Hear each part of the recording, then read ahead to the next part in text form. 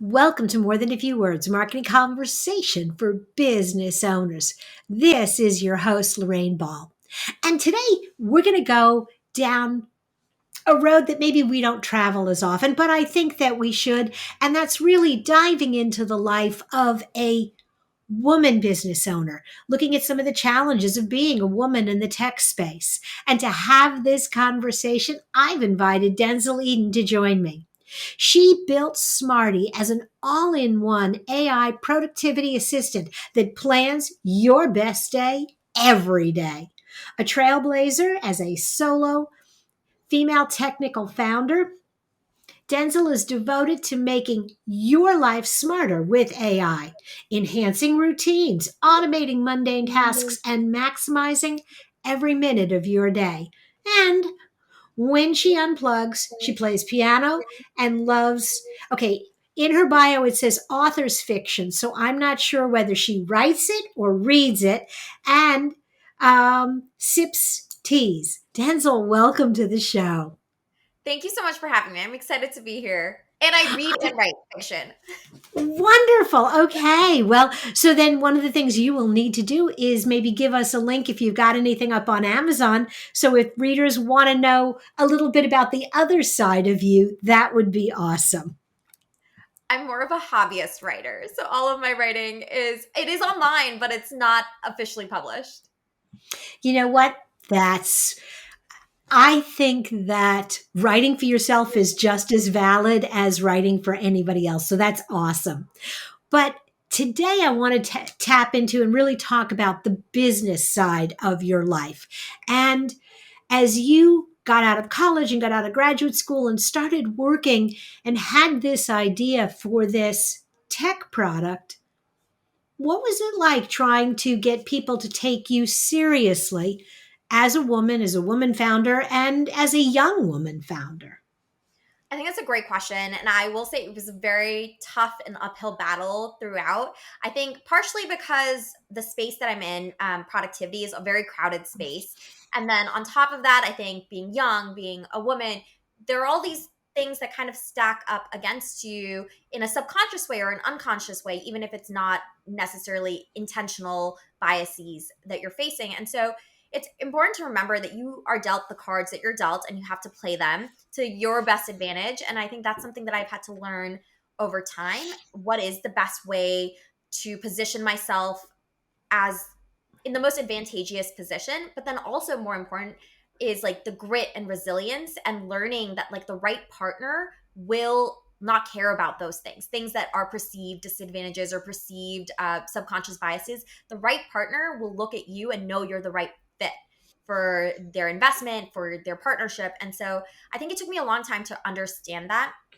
I also think it's really easy as a young woman to not necessarily see yourself in big shoes. So when I was right out of college, I actually had a startup idea, I had a product, I had a customer, and I didn't pursue it because I didn't think that I could be a founder, that that was not something I was meant to do or be.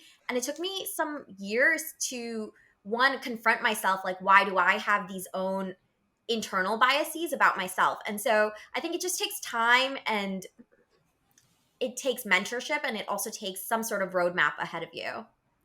Absolutely. And I want to unpack some of that because I want to go back and have you look at it through the lens of, if you were now mentoring someone else, if another woman came to you and said, I have this idea for a technical product, are there a few things that you would tell her to do to get herself positioned to be taken seriously in that market?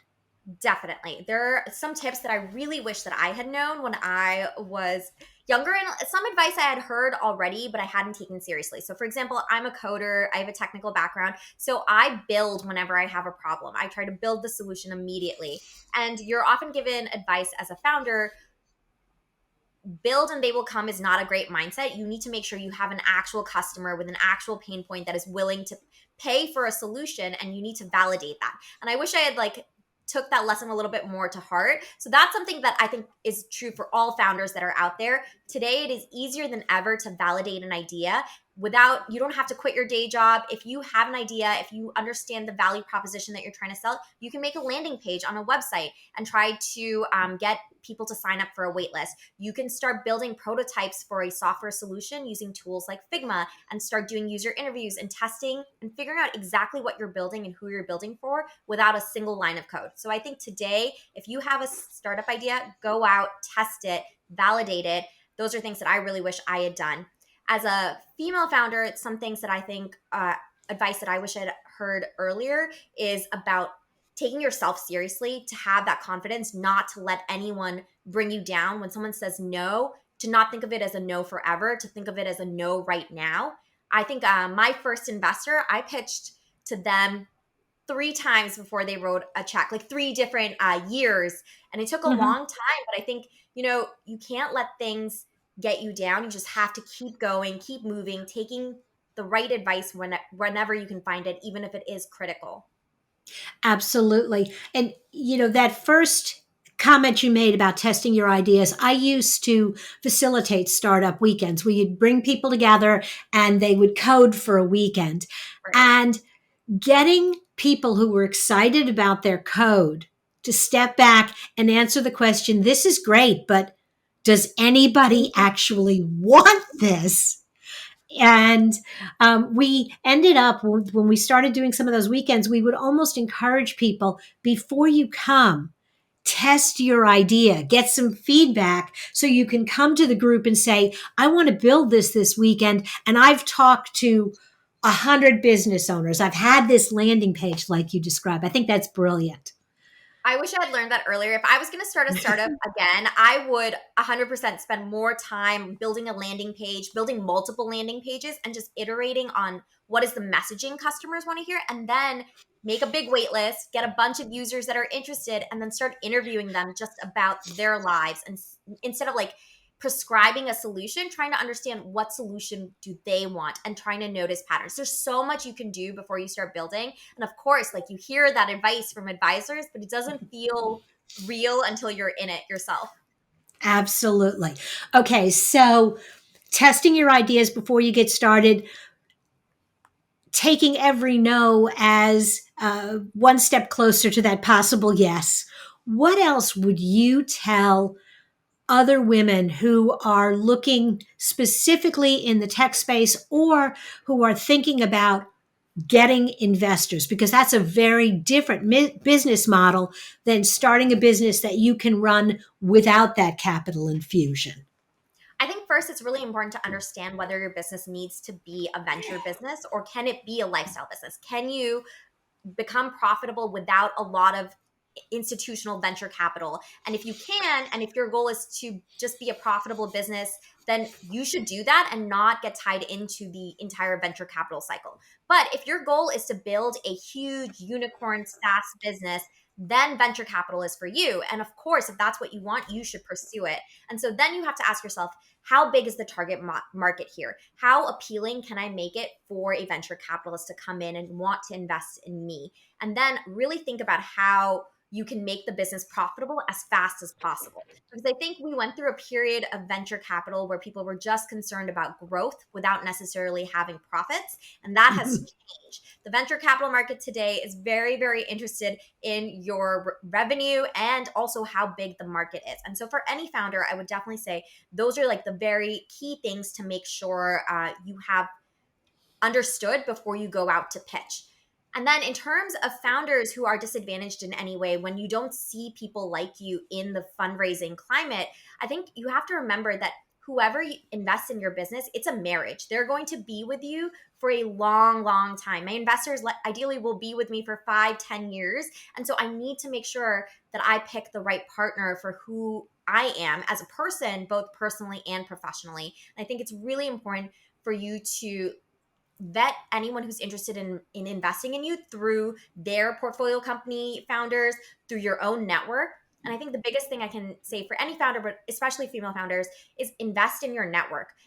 I used to hate when people said your network is your net worth, but it is so true. And the more you cultivate it, especially today, the better professional brand that you have, it's going to help your company in the long run as well. So it's really important to cultivate everyone you meet. Absolutely. I think that is fabulous advice. And I think your comment about the investor relationship being a marriage really leans into this idea that you need to think about these investors the way you would an employee. Is this somebody you want to be working side by side with, looking over your shoulder, as you said, for the next 5 to 10 years? Definitely. Denzel, this has been fabulous. Thank you so much for being a part of the show. Thank you so much for having me. I had a great time. I really enjoyed it. And I'm going to encourage any of you that are listening, if you are intrigued by some of the things that Denzel has shared, if you want to learn more, there will be a link specifically to Smarty AI and Denzel social media. Where do you hang out? I'm on LinkedIn and I'm on Twitter. Please reach out. I'm always happy to talk to aspiring founders.